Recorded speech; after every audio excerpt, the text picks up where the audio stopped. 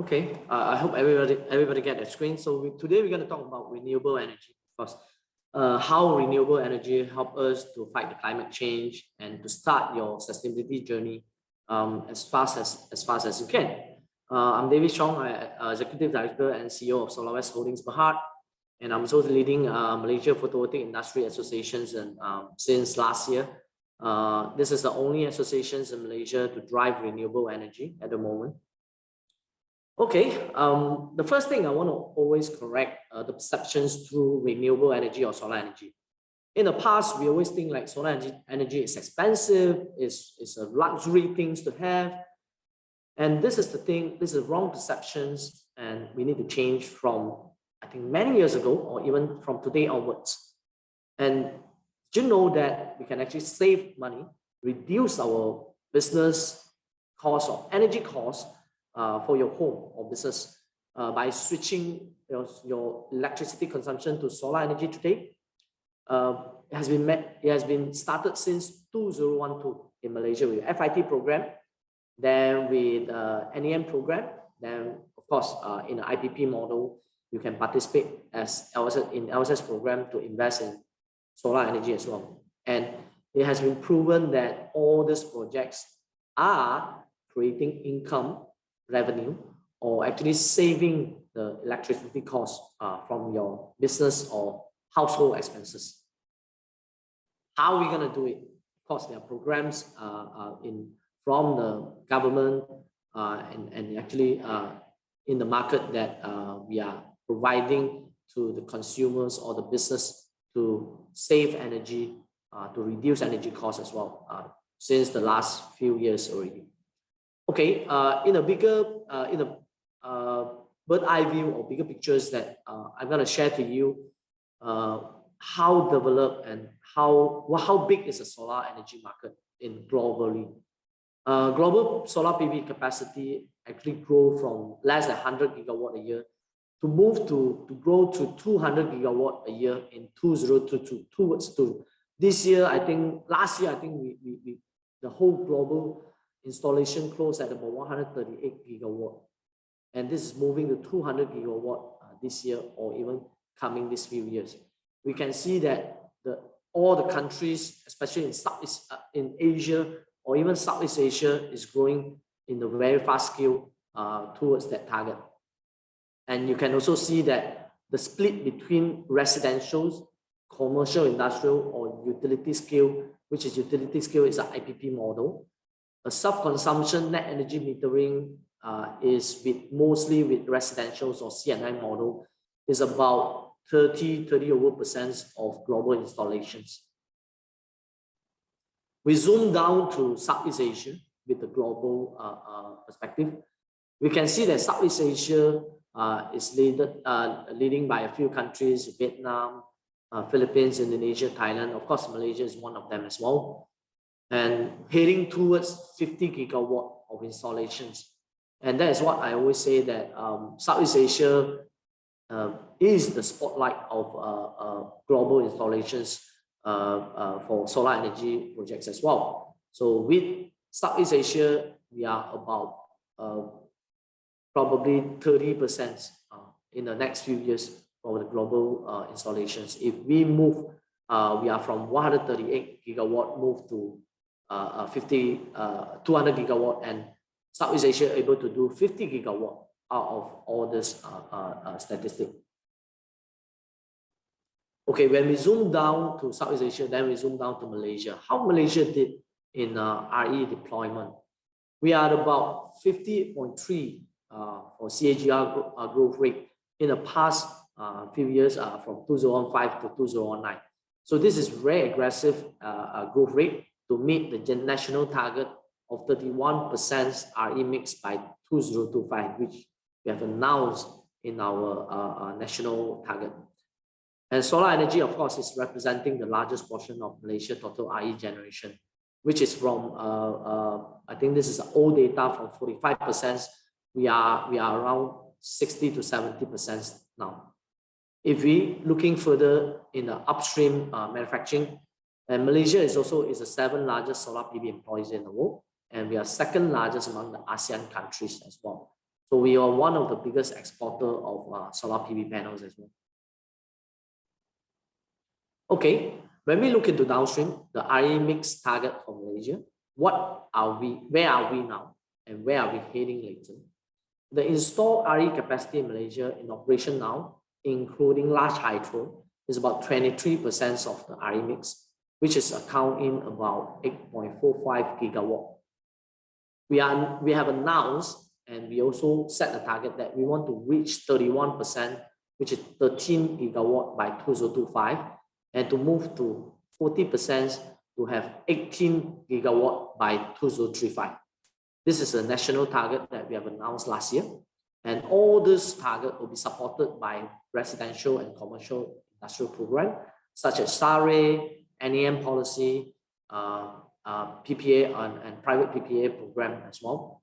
Large-scale solar PV, LSS 1 until 4, and we are looking forward for the next utility scale program, which will be announced soon. And this is also here. This also have the NEDA program, which is from single buyer program as well. And what kind of incentive that are available in Malaysia if we do solar projects? We have green investment tax allowance, GITA, on asset tax allowance, on green investment tax, on the project also we have GITA tax allowance, and we also have green income tax exemption, GITE, for services if you are one of the service provider for green solar project as well. Okay, in the most recent 12 Malaysia plan, we have actually we have huge breakthrough to announce that Malaysia wants to become a carbon neutral country as early as 2050, which if we observe all the movement from different countries, this is one of the very key important announcement by every country when they announce the timeline they want to do meet carbon neutrality. The second key very important announcement also, we want to reduce greenhouse gases emission by 45% based on the GDP in 2030. And also the last thing is we will introduce economic instruments such as carbon pricing and carbon tax very soon. To probably we will introduce it to the commercial and industrial segment first. Then maybe we expect this down to the household level. Okay, so to this development of the solar energy market and the country policy, so what is the advantage that we can get from solar energy installations? First thing, of course, to reduce the energy cost, as what I say, to save your utility cost by hedge the price of the electricity to continue to go up. So this is what we can actually save from getting installed the project through CapEx model, or even signing a corporate or private PPA with service provider that we get a discount from current utility bill. The second always in the business, you can actually reduce operating costs as well to have saving in your utility bill, which in some of the industry, example like data centers or even some of the heavy machinery operations, that energy cost is probably 20 to 30% of their OPEX. And the third thing is always very unique to Malaysia. We have double tax incentive right now, which every dollar that you invest in renewable energy projects, solar energy projects, you can use capital allowance to have the 100% of the investment into the capital allowance. And the second thing is even more attractive is the investment tax allowance, ITA. 100% of the investment can go into ITA, that you can actually get tax waiver from the investment cost. And this is only available until 31st December 2023. All the CapEx incur, all the submissions need to be done before 31st December 2023 to qualify for this tax investment tax allowance. So versus all the country policy that I've seen, this is one of the most rare tax incentive that you can get from any country. And I do urge all the small businesses, large corporations to take advantage of this ITA. Okay, the other thing, of course, the environmental attributes, that installations of solar, you can actually reduce carbon, you can do carbon offset annually. You can, it's equivalent to how many cars that you take off from the roads, and equivalence to the trees that you can plant to absorb CO2 annually. And solar energy is also one of the Green Building Index criteria that you can put in solar installations to qualify for your GBI rating. And other than that, this is a low maintenance system. It's 25 years warranty from the solar panel. Performance, it's no moving parts, easy to maintain. It's consistent sunlight irradiance to shine on the solar panels to give you consistent electricity. So it's a simple technology to deploy. Okay, let's move to a case study. This is my personal case study that we can actually show you how it can actually benefit to the business. Okay, so for this project, we install at about 2 megawatt at tariff E2 for the customers. You can clearly see the bill before solar is about 300,000, 297. And the maximum demand that this account gets is about 80,000 a month. After solar installations, the maximum demand reduced more than 10% to 68,000, 68.5.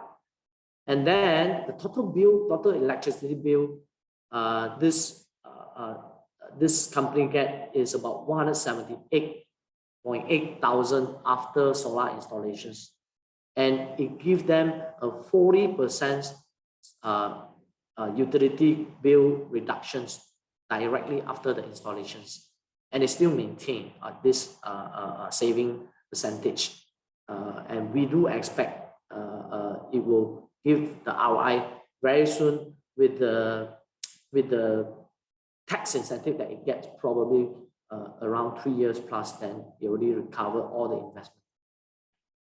Okay, and this is part of the important ESG agenda for all the company, with the installations that is actually reduced 1.6k tons of CO2 offset annually, and it probably reduced near to 7 million kilometers of car mileage from the road, equivalent to this company planting 74,000 trees and to absorb CO2 annually.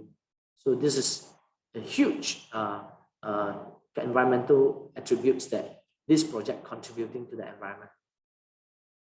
Other than that, what solar energy able to give you benefit is also it gains you for all the rooftop solar NEM program, Celco program participants. You also enjoy to gain the renewable energy certificates, which is potentially that the value of this REC will increase. And this is an example of the platform that you can actually market your renewable energy certificate if you don't use it. But if you use it for your business, you actually can gain carbon credit or REC through installing solar projects and exporting to the grid as well. And TIGRS is one of the REC platform that you can market your RECs. So other than that, in the REC platform, we also allow building EV charging stations to be powered 100% by renewable energy.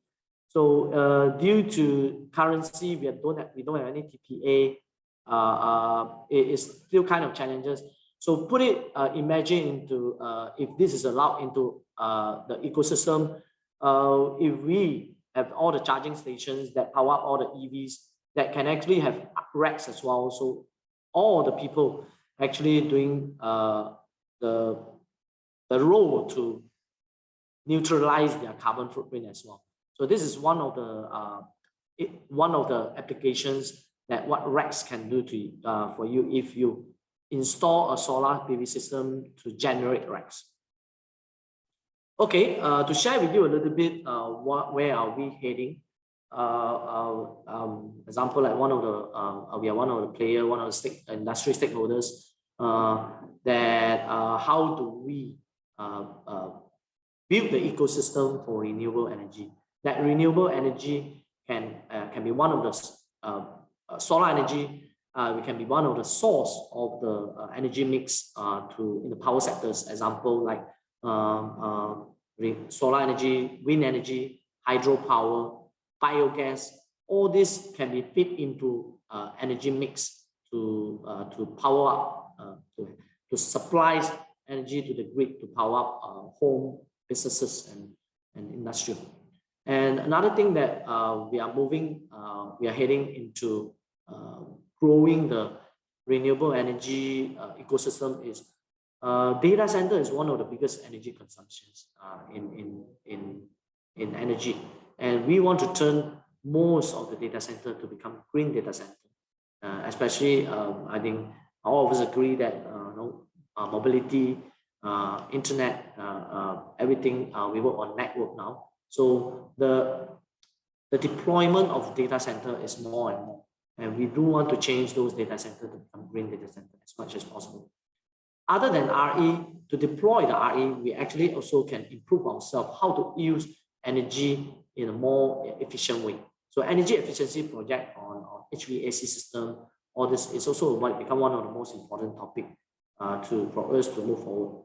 And like I mentioned just now, to install renewable energy, that you can also actually trade and get into renewable energy certificate carbon business, that you need to decarbonize yourself, and for businesses there will be compliance or there will be regulations very soon to actually pay carbon tax or neutralize your business.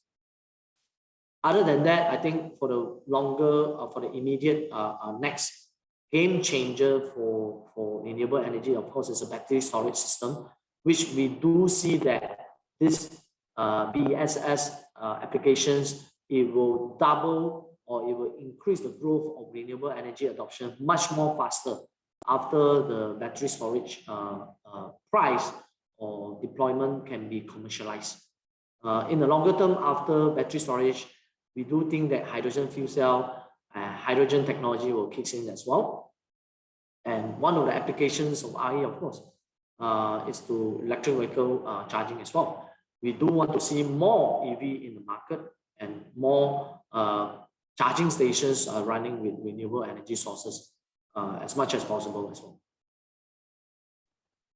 Okay, that's all the key how we can utilize to renewable energy project, renewable energy in our business and in our daily life as well, to make sure that we play our part to fight climate change. We put in more environmental friendly energy source to the environment. And I do want to take this opportunity to give some key takeaways and how do we move forward to support this initiative. The first, of course, think all the way, whether your household, your businesses, your large corporations, to switch to clean energy sources.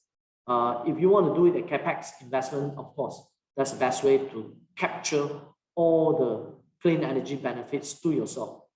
If you don't want to do it in a capex model, there are always a lot of options to do it zero upfront cost with leasing or PPA model, which a lot of players are offering this in the market.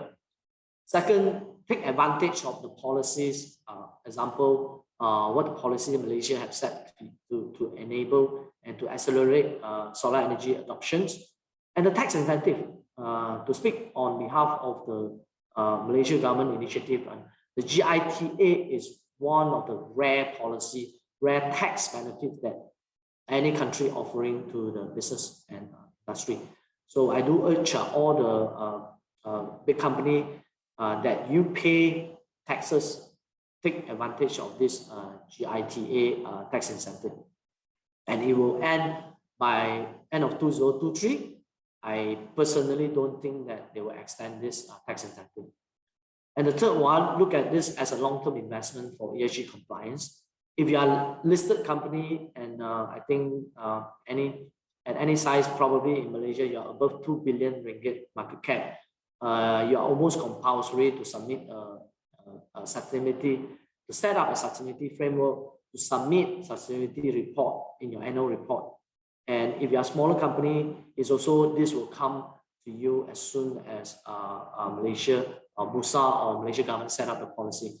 And other than that, you can also you will also soon get expectations from your customer or from your investor to have a certain level of ESG compliance standard in your company, in your business, to be able to do business, to expand to overseas as well. And that's all the links of the policy and MIDA applications. And I'm sure that you can send inquiry to us through MPIA as well. If you have any problems in understanding the solar energy benefit to you in Malaysia. That's all I have for today. The last message that I want to bring to everyone: if you want to change, if you can change your mindset, you will have the ability to change the world, to fight the climate change. And rather we keep on complaining or seeing the shortage part of doing this. And I think every one of us, from an individual perspective to a policy maker, to a country level, you play a part in this journey to fight climate change. So a small to a big role that every one of us, we need to play our role to fight climate change. Thank you. Okay, thanks, Davis. We've got a few questions coming in now. So if you can, to the audience, if you have any questions, please use the Q&A box and we'll try and get through as many of those issues as possible. Davis, can we start with your case study, the steel manufacturing factory, which did deploy solar? Yep. And I think initially the bill was about 300,000 ringgit a month. That was cut to about 180,000 ringgit. About, I don't know, more than, nearly 50%. Yeah, 40%, right? How fast was that savings obtained within install? Just give us some idea of how it actually happens at a practical level. Okay, maybe I structure a little bit. The customers start talking about, then they making decisions to deploy the system. Then we take about probably 3 to 6 months to install the whole capacity. Directly after you energize the system, that's where the energy savings started. Okay, so upon commissioning, is it? So like say when you commission the project, you energize it, then it kicks it into your consumptions. That part of your electricity usage will be by the solar panels electricity. Then directly you can see it in your next month bill. Okay, so like say for example, on January the 1st, company approaches you, and then you talk about the requirements. How long from that initial contact to commissioning to energizing? How long does that take? Sometimes it takes a little bit time. It takes some time for the customer to decide the way and to explore, to do some due diligence, right? That time I think is quite subjective.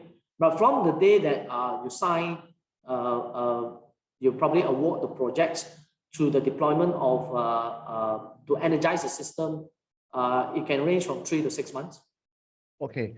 And then in terms of the applications for the various incentives, as you say, Gita is Green Investment Tax Allowance, right? Who helps with that? Do you help with that? Does the company do that by themselves? For Malaysia, EPCC do that. I think it's quite a market standard for EPCC to be in charge of that. Okay, so as an idea of how that manufacturing business, how much was the bill for them, and how much of that was offset by the incentives? That incentive, if you take double tax incentive, like you can put 100% of the cost into capital allowance, then you will save 24% from there. And the GTA is the most important, which let's say your company have 2 million ringgit profit to declare tax, right? Submit tax. Then you invest 1 million into solar PV system. Then this 1 million will directly deduct in your statutory income. So means you only pay 1 million ringgit of tax with the Okay. 25% bracket maybe. I see. So the entire cost of the solar panels Yeah, can then 100%. be set off against your taxable profit. Then you only taxed on the, post deducted portion. Yeah, Right? yeah. I see. I see. Then in terms of the commissioning, the solar panels itself, I noticed that the bill was still about 180,000 ringgit on 300,000 previously, right? So of that, the consumption, because manufacturing needs a lot of energy, right? How much of that was relied upon by solar, and how much of that was still on the traditional system? I mean, how reliable is solar as an operating source? It's a seamless connections go to your consumption. So you don't care how much energy from solar, how much energy from grid. As it has a design that low impedance that they will actually finish your solar energy first, then only they will get TMB supply. So that's how it works. So you will consume 100% of your solar first before you draw TMB electricity that you'll be charged. Okay, so the intensity, the power that is generated by solar is sufficient to power the entire factory without to the same level. No, you don't depend on solar energy only. The solar energy have the same frequency to go into the grid together. It's the grid power your factories. So we don't. This is not off-grid system. If an off-grid system, then you need to calculate what is a kilowatt size of this fridge, this appliances, this machinery. Then you need to make sure that your capacity, that the solar capacity that you install, have enough power to power up all those devices. Okay, sorry, just a few more questions because I'm sure there's a lot of commercial users in here, right? So also in terms of your factory roof, yeah, which of course that's where you put the solar panels on, right? What happens if it's quite shaded or it doesn't face the sun directly? What kind of yield can you get? What are the factors to consider? Yeah, to Malaysia, we are a bit lucky. We are in the equator, so we don't get the sun don't shift a lot over the year. It just shift about 21 degrees or 23 degrees, something like that, over the 6 months that in different positions. So you don't need your roof to be really facing each side. It's flat, normal flat roof, normal, especially industrial and commercial roof, that will be suitable because the 12 o'clock is directly on top of your roof. It's if directly shine into your roof, and you will get the almost maximum irradiance that it's supposed to get to give the maximum power to the solar panel to turn the electron into electricity. So you don't need really to calculate where is your orientation. It will work about the same, and it does have a little bit of difference, maybe 5-10% with the optimum positions and non-optimum positions. So it will differentiate the sun hour yield that you're gonna get. But when the sun moves, of course, it will still go to the directions that it will shine directly to your panels. So that's how it works. It's different from how we install. Why we don't use a lot of tractors in Malaysia? Because it's different from US or Europe, because the sun have different orientations, different axis in different season. So that is why the orientation is so much important in other regions than Malaysia. Malaysia, you just keep a flat roof, and the sun, over the 12 months the sun path is about the same. So it doesn't differentiate that much. And whether it less 10% or more 10%, it still makes sense for you to install solar panel on your roof to get electricity. What about cloud cover? Like, for example, the last few days has been quite a lot. Shading is one of the issues. So when we design for rooftop solar, we always want to avoid shading, to have 100% avoid shading. But in some of the property that we install, we still can't avoid that. So in some of the shaded area, we can actually use microinverter or optimizer to to split the efficiency of every panels. So there's a bit more technical on how we can utilize a different design to suit for different site issue that it might have shading. Some shaded area, of course, it will give a lower performance into the solar panel. Okay, what if you're a commercial user and you don't have a flat factory roof? What happens if you have a multi-story, like a high-rise building? Your roof is quite small, but you've got a lot of like sideways facing corners, right? You don't install in sideways.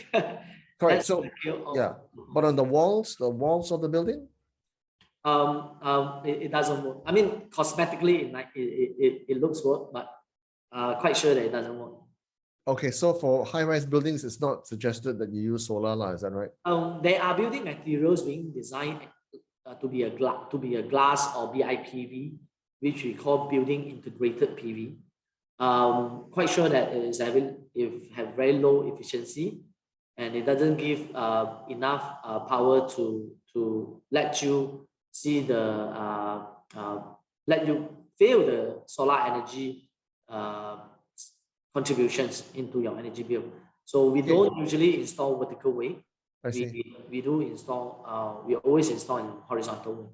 Okay, so better for large roofs with factories, for example. All right.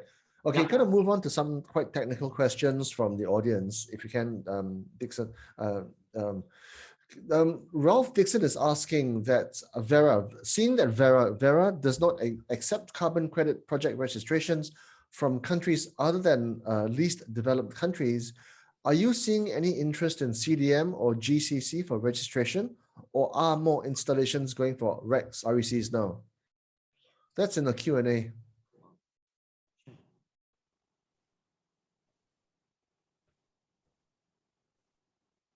I think there's more interest in CDMs or GCCs rather than RECs, renewable energy certificates. Is that something that you would know about? I'm not too familiar on this because I never heard about Vera yet. But to give a little bit of understanding on Malaysia REC, because Malaysia REC is mostly held by TMB. TMB does have a gap to market as a marketplace for anyone who want to buy REC to neutralize their carbon emissions in Malaysia. But why carbon credit and REC is quite low value in Malaysia? In fact, I give you a comparison. Malaysia per REC maybe is $1-2 now. In Singapore, it's about $20 to $30, and people are expecting it go to $50 in the future.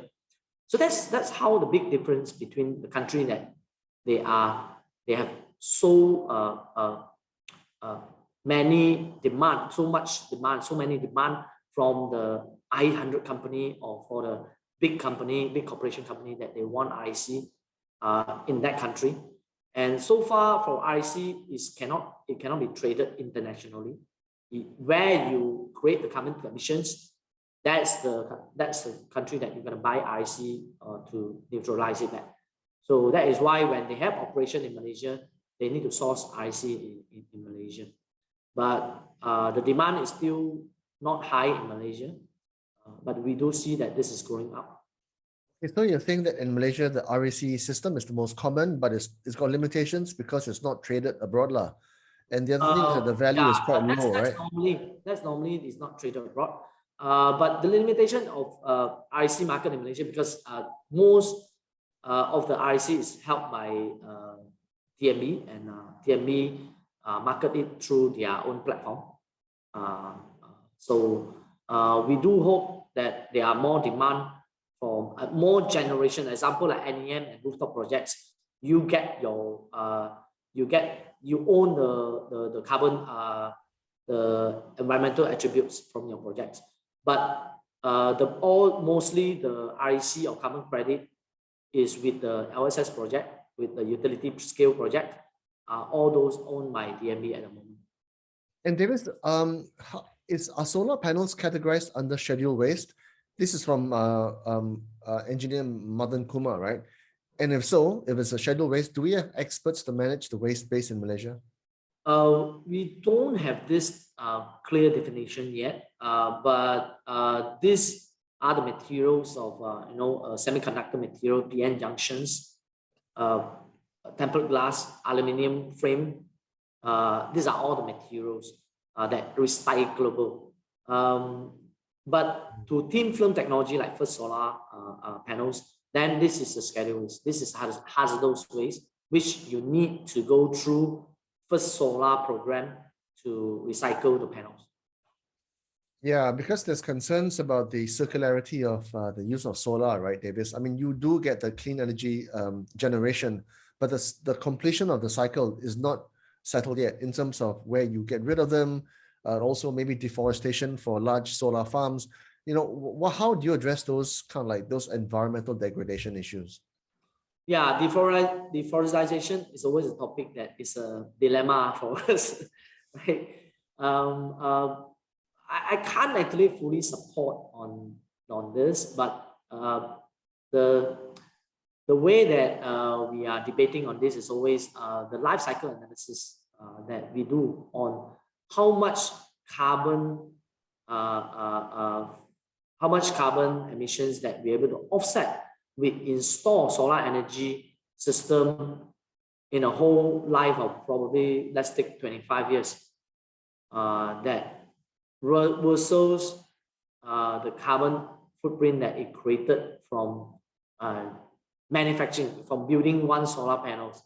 I mean, I don't have the numbers, which is always in the case that I read the paper before. The life cycle analysis is always a positive carbon offset in the lifespan of a solar panel.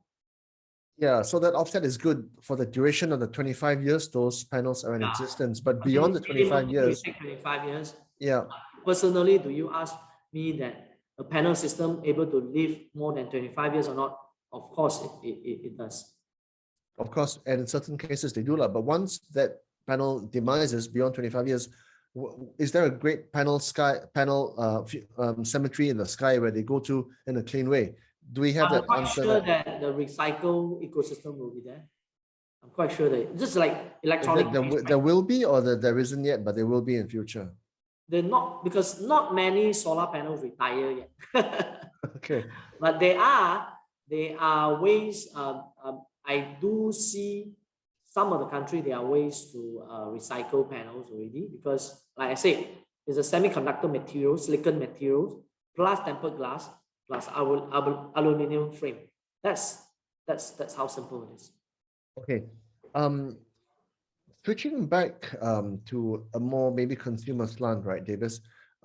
Grace Yap is asking whether there's any grants or rebates or interest-free loans from the government to be given to individuals or entities who wish to install solar. Because in, I think, Grace Yap's example, hers is a tax-exempt charity. Can they get a grant from the government? Sorry, what do you say? Tax? Grace Yap is running a tax-exempt charity. Can they get a grant from the government to install solar on their premises? I don't hear any grant or any direct grant to deploy green energy projects at the moment, even for individual or for company level. But too bad for individual perspective, household perspective. In fact, from MPIA, we are asking every year that to give incentive to individual level. So to promote household to install solar energy, example, like you can give 10,000 rebate, tax rebate for the people who install solar, or we can give certain incentive to the individual level. We have been submitting this request in the past 10 years, every year to MOF, when we need to submit the budget wish list from MPIA. We hope this will happen. What about financing options? I think under FIT they were working with banks, right? So do the banks provide maybe quite cheap or long-term interest, packages, loan packages to people who want to install solar? Also 5 years back, there's no financing package for individual household. But I do think that now is that a lot of you just Google it, solar financing for personal solar financing.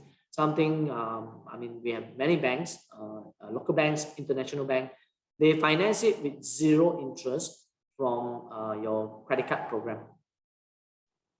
Okay, hang on. So the banks will give you a zero interest loan. Through the credit card. So then you still got to pay your 18% credit card lah. No. Of course, you pay on time is zero interest, right? So they don't charge you interest. Example, let's say you get a quote for 30,000 for your solar PV system.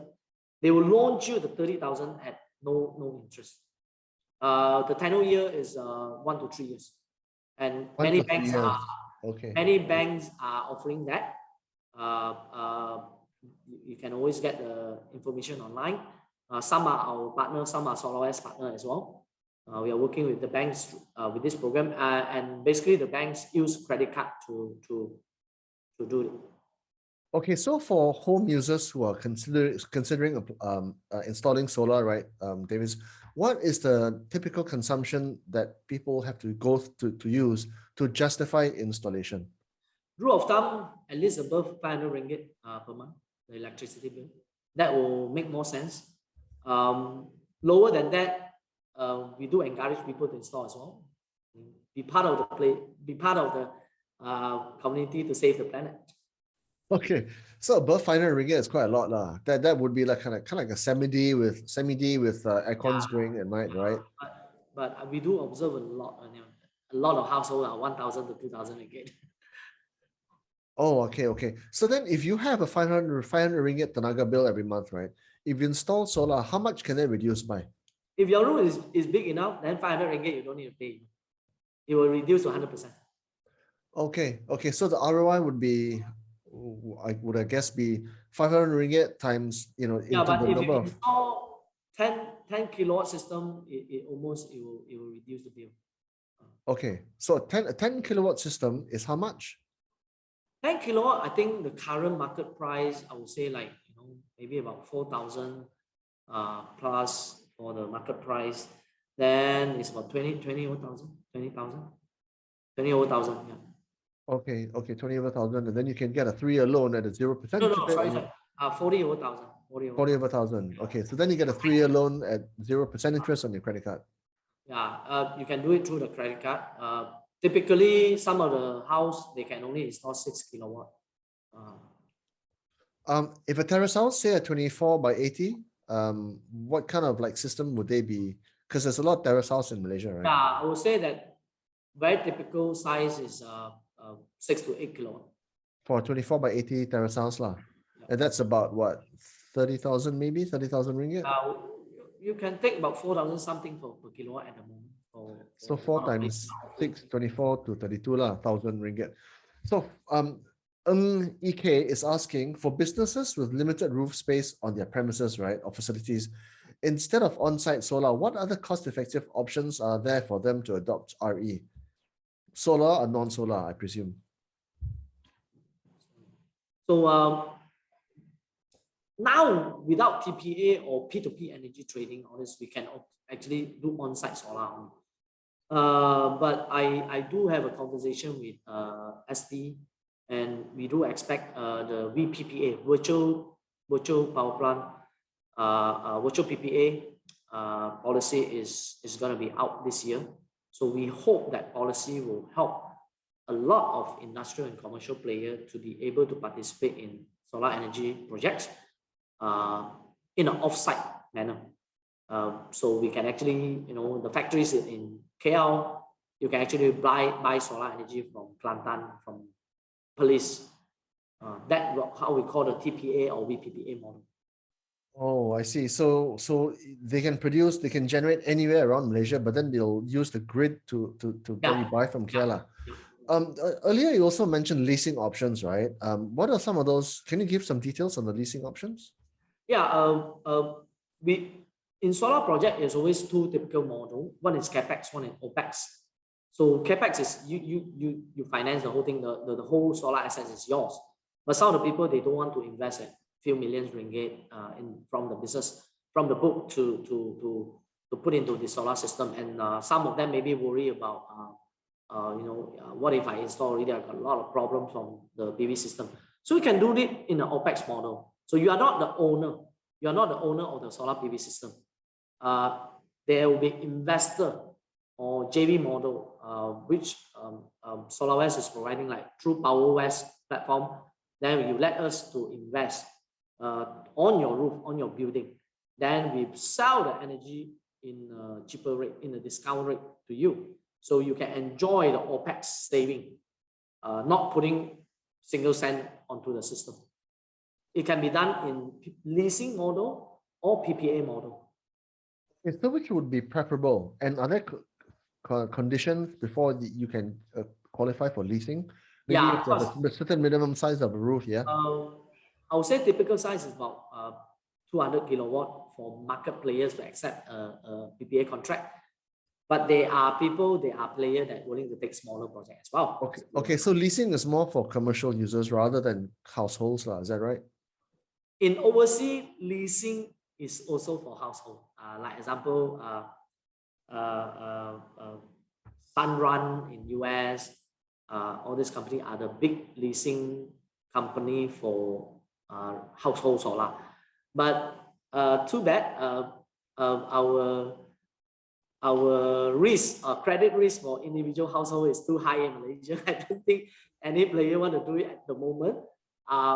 But looking forward, I do believe financial institutions, they will start offering leasing or PPA model to household after this. I do believe, and we just need someone to start first. Okay, who's going to take the first step, right? Okay, Jessica Lau is actually asking a very relevant question, because there are a lot of PV solar producers in the world.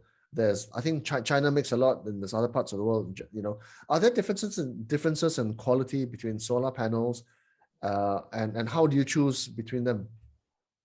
The differentiation between the top tier solar panels is very minimum at the moment, because it's very competitive, and solar panels have been moving to commodity. So then the differentiation, the technology, the data sheet difference that you can see very minimum difference from the top tier. So if you select the solar panels from the top tier, top 10, I would say, so it is quite safe to write on their technology and the efficiency of the. Of course, you will still differentiate some of the electrical performance and temperature coefficient on this kind of differentiation in the data sheet. But will you see a significant difference in the performance of solar, in the energy yield? You actually won't if this is the top 10 company that you select. So to me, my personal opinion on selecting the solar panels manufacturer is, I do want to look at the sustainability of the company, the finance, because I worry about the 25 years of the warranty rather than the technology itself, because the technology is very simple, very direct, it's very common already. Just, will this company able to give the product warranty 25 years to me? So that is my first consideration to select which panel. Okay, yeah, David, that's a very important point you made, because you can see some similar things happening with, say, for example, China brand car companies in Malaysia. They sell their products slightly cheaper, but then the warranty is limited with conditions attached. So not everything is covered under the warranty. And then to replace that particular part, it's going to cost you extra. So the lifespan of their revenue is elongated rather than front-ended, front-loaded, right? How do you choose? And because sometimes the warranties are very thick, right? There's long remote conditions. Would you help advise the client, to watch out between, which supplier to go for? Yeah, I mean, we don't differentiate those tier one. Tier one is very competitive. The length tier one being from where? China and Europe, from Bloomberg report, from international report. Example, I can quote all the names: Jinko, JA, Longi, Hanwha, First Solar. All these are tier one. Tier one. Are these from China? Yeah, are these from China? Other than First Solar, all those panels are manufactured in China. Of course, a China brand. Hanwha is a Korean brand. Okay. QCell is a Korean brand. Okay. And then Meena Lakshmi Ramadas asking also about batteries, because I think you mentioned, Davis, that increased battery adoption is going to drive RE adoption, right? So what is the development adoption rate of battery technology in Malaysia? Too bad we are quite slow. As you can see from my IR report, that we will start to do the pilot project in 2025. Then we target to deploy 500 megawatt hour starting from 2030, which I always express this opinion to when we have chance to have a dialogue with authority. We need to be faster on battery, because not to the very aggressive model, but at least I do see some deployment in Singapore. I do see some project tendering in Philippines, in Thailand, which is ongoing. I think the pilot projects that deploy utility battery storage to increase to reduce the intermittency of solar energy to the grid, so we can actually inject more solar into the grid. And of course, this battery storage adoptions in Australia, China, US, there's no doubt. Korea is massive. It's massive. Okay, we've got about a minute left. 2 minutes, Davis. You mentioned that carbon pricing and carbon taxes are coming, right? What can you tell us about how it's going to come and when it's going to come and how expensive it's going to be? It's too early to say that. I just had a conversation with some of the people that dealing with this in the government. They are setting up the framework. They're setting up the framework because the measurement methodology is also not yet fixed. And I think the way that how we want to incorporate the carbon tax and to how to neutralize ourselves, how to moving to net zero carbon, is you need to set up the ecosystem or the measurement method, that how do you track the carbon, individual, company, household, company level, then to a country level. So those frameworks still in the only in the early discussion at the moment. So I don't believe this is coming so soon, but it's on the way. Okay, 2 follow-up questions. Which model are they looking at? Are they reverse engineering, maybe the Australian carbon pricing model? And then secondly, if not so soon, how long, in your estimation? I don't think it's going to come before 2025. It should be after that. This kind of framework is going to be quite complicated to build the expertise in our environment. And also, the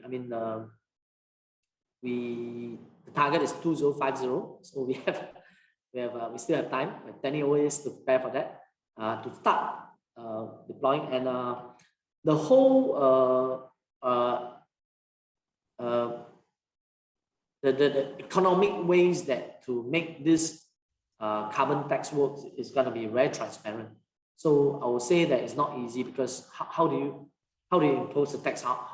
What kind of measurement, what kind of calculations that you do? I think all the business owners will be very sensitive on that. Then how can I support to neutralize myself to avoid the carbon tax? Yeah, okay. Well, David, I think we've run out of time. So I'm going to just quickly give the audience perhaps 3 key takeaways from our discussion. To summarize, I think firstly, what David was saying is that the CAPEX, i.e. the initial outlay, can be really low, or in fact, maybe entirely free from a tax perspective, because of the abundance of government incentives available. And there's also a number of leasing options available. And of course, we also know that there's a deadline to this. KITA expires next year. The second point is that the savings are immediate. As Davis again was saying, it's like, in a way, money falling from the sky every day if we choose to deploy it. Okay.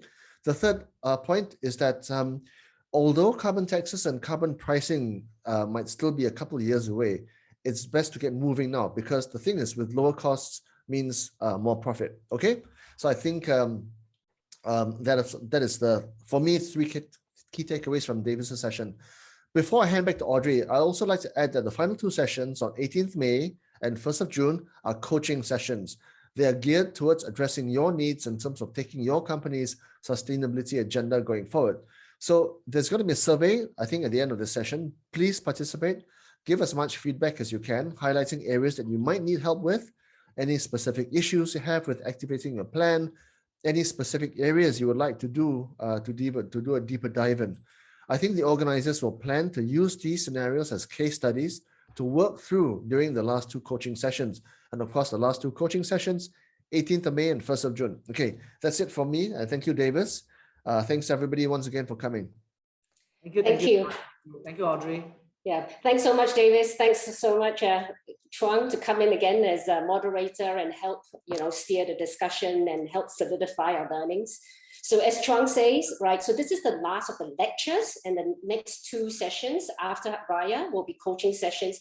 When you exit this webinar, you'll actually be presented with a survey. It's the standard survey, but the last three questions is actually specifically to gather what additional learning needs you have, for those final two sessions. So we'd love to hear back from you. Okay, so see you on the 18th of May.